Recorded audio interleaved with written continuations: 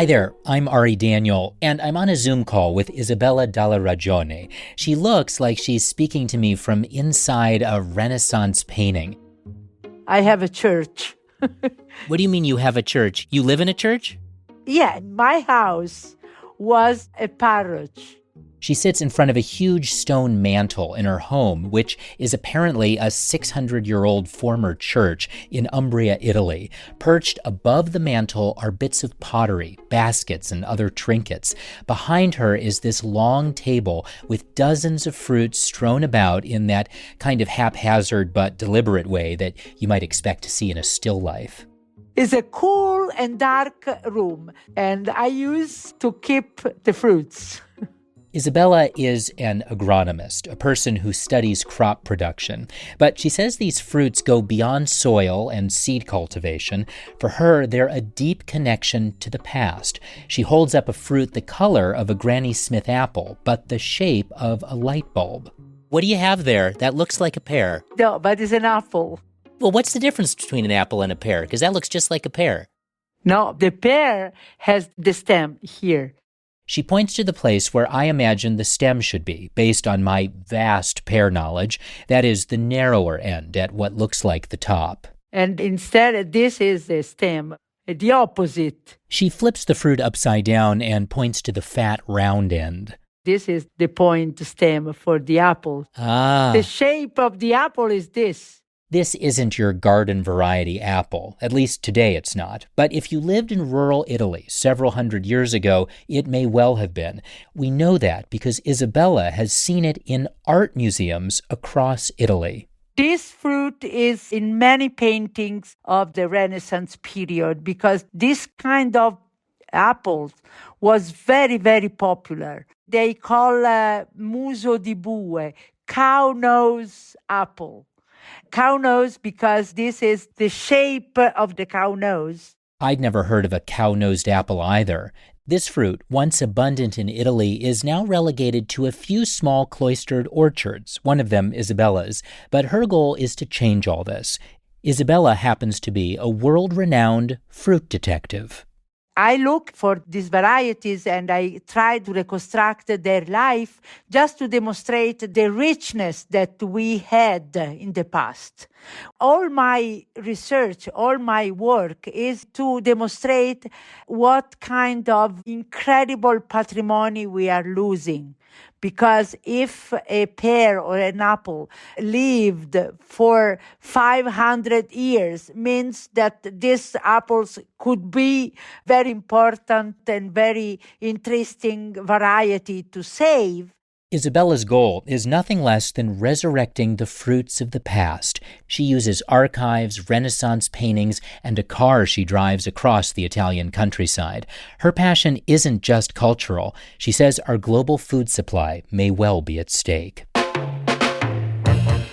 From Smithsonian Magazine and PRX Productions, this is There's More to That, the show where we compare apples and oranges to save the planet. I'm your host, Ari Daniel. In this episode, what paintings from the Renaissance can tell us about our agricultural future.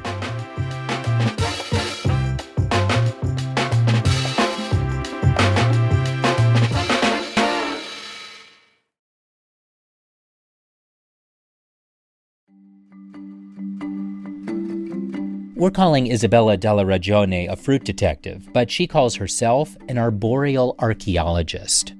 I know, arboreal archaeologist is not a real profession. Is a name that my father gave to our activity because the similarity with the work of the archaeologists. I mean, the real archaeologists, they look for pottery, some small piece from the soil, and they try to reconstruct the life of a civilization, a life of a community, a life of a place. So we did the same with fruits. These fruits were not only fruits. They are worlds. They are full of meanings, traditions, stories, links with the people. If we could find a special fruit, we could find all the stories, all the links with the people, all the traditions, etc., etc. These ideas were a big part of Isabella's childhood. I grew up in a small village, San Sepolcro, that still is a rural area. So the nature, the plants were a real part of my life. And my father, in the 60s and 70s, he started this kind of incredible research work about the rural culture, because just at that time, this rural culture completely changed, disappear, really. So he started to try to save all the science about this rural culture. And one of the most important things of this rural culture, of course, were the plants, the trees, and the fruit trees. So I started with him to look for and to find these trees, these fruit trees. Of course, at the beginning was like an adventure, no? So then, of course, when I grew up, I could understand that to find these plants, I could understand our roots. This my father passed to me. But it was Isabella's own discovery that evidence of different fruits and plants could be found within frescoes and paintings across Italy. To reconstruct the life of a variety of a fruit was like to do a puzzle, a piece of information from different parts. One of these parts is the art. I was fascinated by Isabella's work. Of course, the fact that she did it with some of these most amazing paintings was truly eye-opening and extraordinary for me. I got a real art education. Mark Schapiro is a journalist and author who teaches at UC Berkeley. He recently visited Isabella in Italy to explore their shared interest in restoring biodiversity and wrote about it for Smithsonian Magazine. As thrilling as it was to go with Isabella, who drives very quickly on those Italian highways, occasionally takes her hands off the steering wheel as we're careening around, and she's explaining a very important point. And I have to say that this kind of effort to bring biodiversity back is happening in different parts of the world, but very few people are using paintings to identify where those lost crops are. Mark has been writing about climate change and the loss of biodiversity for years. I've been following the shrinkage of biodiversity when it comes to agriculture. And that is arising out of the very fast pace of consolidation in the agribusiness industries, to the point where more than 50% of all commercial seeds are really controlled by 4 different companies, 4 in the world. And so one of the effects that that's had, both in the United States and in Italy and around the world, is a dramatic constriction in the varieties of crops that are being grown. When I think about my last trip to the produce section of the supermarket, I recall maybe half a dozen kinds of apples, 1 or 2 kinds of blueberries, green grapes, red grapes, but these are just a few of the varieties and species that people once consumed. And as we've come to rely more and more on big agribusiness, our connections to this richer, fruitier heritage have been lost. There was something Isabella said that I think is important to remember. If you think of biodiversity as a form of language, older varieties have what she calls a language that is a far more complicated language than the language that is associated with the current varieties. The new varieties she describes have maybe 3, 4, 5 words in their language. What we're seeing in these paintings is evidence of these fruits with much more complicated language at their disposal. Mark and Isabella say this more limited vocabulary jeopardizes our food supply. The example of bananas. Bananas is incredibly unstable cultivation. Banana is not only one species, is one variety, Cavendish, and not only this, is a clone. Millions and millions Wow. of hectares of cultivation of bananas are based on one clone. So we don't have a language, you're down to a single word. One word, and very short. A lot gets lost when this language of biodiversity disappears, but the Renaissance paintings that Isabella studies provide clues to get some of it back, which means the fruits in these paintings aren't merely decorative, they're a tether to a cultural and culinary heritage. I remember finding this painting with Isabella. Mark's describing walking through the halls of the National Gallery of Umbria in Perugia, Italy, where Isabella grew up. You are walking along a passage and you're passing all these other masterpieces, and then she suddenly stops me and said, "We've got to look at this painting." The painting was Piero della Francesca's Polyptych of St. Anthony. I was born in San Sepolcro, that is the birthplace of Piero della Francesca. So I'm very close to him because he's one of the most important painters of the early Renaissance. It's a big altar. It's probably 6-7 feet tall. And so I'm looking at, and I see the Virgin Mary and baby Jesus. She is in a kind of a blue robe with a halo. And I'm looking at that going, yeah, this is a beautiful painting. It's incredible color, just radiates off the painting. And to be honest, I certainly wouldn't have noticed the fruit until Isabella pointed it out. Blink and you miss it. Clutched in the hand of baby Jesus, who's sitting in Mary's lap of blue robes, is a tiny bunch of cherries. It is the only painting where Piero della Francesca painted fruits. So for me, it was really a big surprise when I saw this painting. This is the way in our area, how the grandmothers prepared small bunches of cherries to teach to the babies how to eat the cherries. So it's very incredible for me to find the same way in the hand of the child in this painting. Maybe at the time of Piero della Francesca, the grandmothers used it the same way. In any case, he used this kind of cherries because cherries are a very important symbol of Christ's blood. Those cherries have long since disappeared from most Italians' diets, but something else gets lost with every variety of fruit we no longer grow and consume, something incredibly precious. Let's say if we go back 500 years, which in this case in Italy, we're talking about the fruits of 500 years ago, those trees over the course of 500 years, they've had to adapt to, some years are colder, some years are warmer, some years have different pests, some years have different diseases.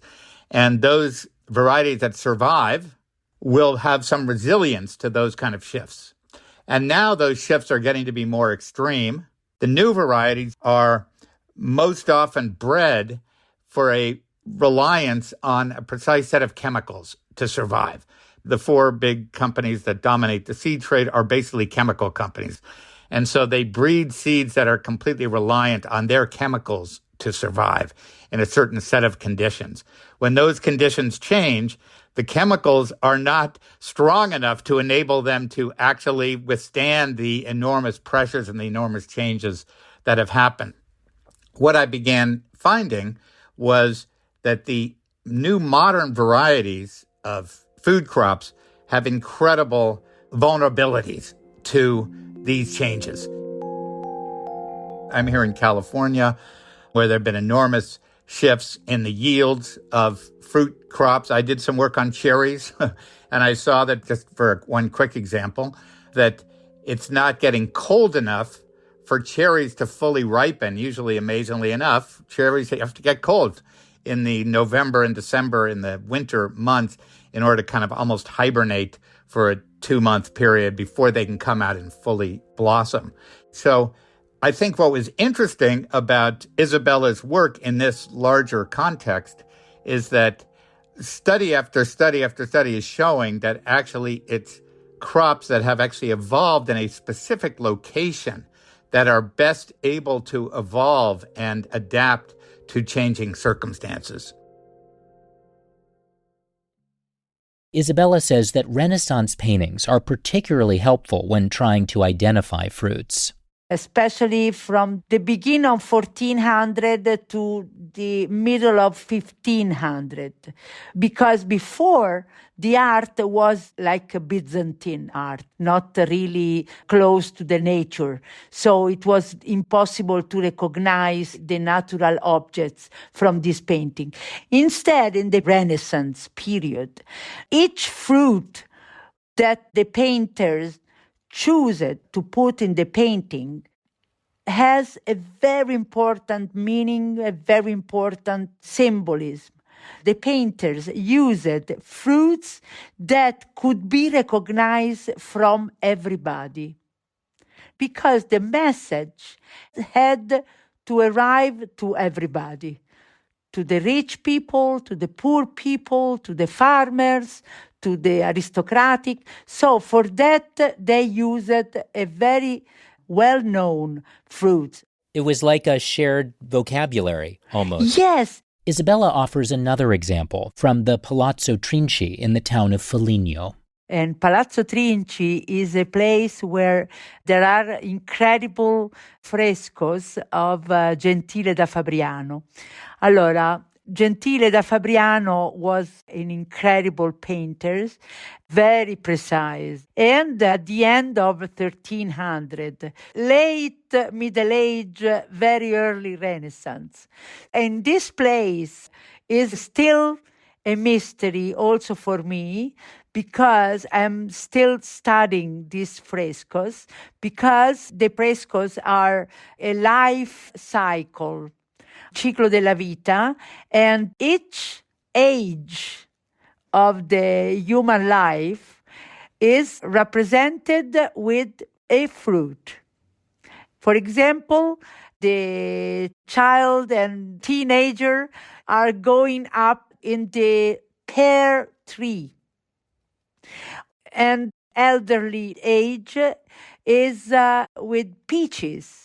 Mark really appreciates Isabella's unique approach, her process of moving between a painting and an actual location of where a fruit might still be grown, and how she uses archival records of landowners to figure out what kinds of fruits were growing 5 centuries ago. And she described going to monasteries, which often had these very old orchards still with the very fruits that you'd see in a painting would be growing in these old ancient monasteries that had kind of been forgotten. Suddenly I started looking for fruit too. Yeah, this is my disease. Once you've found a fruit like this cow-nosed apple, how does this help us in terms of the biodiversity, the climate change? What does the cow-nosed apple allow us to achieve, or a fruit like it? So this is the question. Why I saved all these apples and pears? Isabella says that Italy was once a place of rich agricultural biodiversity, but that's been replaced by the same consolidation she and Mark described earlier. This loss, when combined with a rapidly changing climate, endangers our food supply. But these cow-nosed apples, those cherries, and other fruits like them have been around for centuries, and they likely could survive for centuries more. We don't know what will happen. We don't know which is the variety that we will need. And the things are changing very, very fast. So I think that is very important to save all the richness in biodiversity. And instead, we are doing the opposite. We are the image that we are immortal. We are not immortal. We need this biodiversity. But if nobody saves this biodiversity, we lose. And we lose definitely, forever.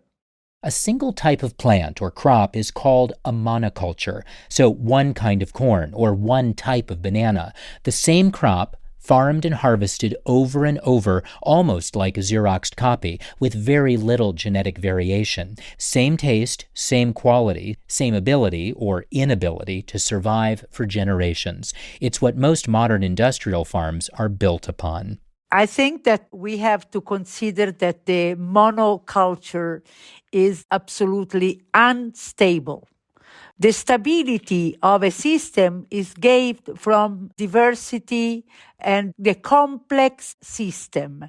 This is stable, but monoculture is absolutely not complex. If something happened to the old field, old land. So we have to restore this agro-ecosystem, means to restore complexity. Complexity means also to restore biodiversity. For example, in Italy, now we are starting to cultivate mix of wheat, for example. Not only one species, not only one varieties, not only one ecotype, but a mixed. Because in this way, if you cultivate different things, you have more stability. If something happened, an insect, a disease, a weather event, something happened, but doesn't destroy everything. Destroyed maybe one part, but you always have something. It's like survival of the fittest in the field. We don't apply it in the field, but imagine having numerous varieties in a field, in which case some will die, but some will survive. And those that survive have the ability to adapt over the course of shifting conditions. And that is, I think, why it's critical to have this kind of biodiversity. And I would probably just add, there's growing awareness of knowledge of indigenous communities in different parts of the world, including here in the United States, where you have very rich cultures of people who've been living there for thousands of years, growing foods that we can actually learn from. Mark says that biodiversity is a cause increasingly championed by scientists and policymakers. He points to the Convention on Biological Diversity, a global attempt to preserve the remaining diversity on the planet.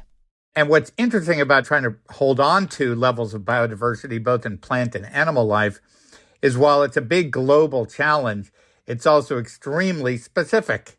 It requires attention on a very local level to preserve these kind of local varieties that over time, that essentially has to happen in regions like the one that Isabella lives in Umbria. And we need to have similar kind of efforts in other parts of the world. And I think it's actually important to understand that in this larger frame. Before I let Isabella go, I can't help but ask. I'm wondering, are there any fruits that remain a kind of mystery to you that you really want to find in the world somewhere? I'm looking for a variety of fig that I never found, that is a fico rondinino. Rondinino? Rondinino means a swallow, a bird. Yeah. The black bird, small swallow fig. And I never found. And another very, very popular in the Renaissance, the Carovella pear, that is always named and described in the books of Renaissance period, 1600, and then disappear completely. But I never stop to look for, because always when I thought that was, no, it's impossible to find, I found. The research is full of surprises. Thank you both so much for just a really delightful conversation. I wish you luck in your search for that rondinino and those other mysterious fruits that remain to be uncovered. Thank you. Thank you. Grazie. You too, everybody. Ciao. All right. Thank you. Ciao. Great talking with you. Ciao, Yeah. ciao, ciao.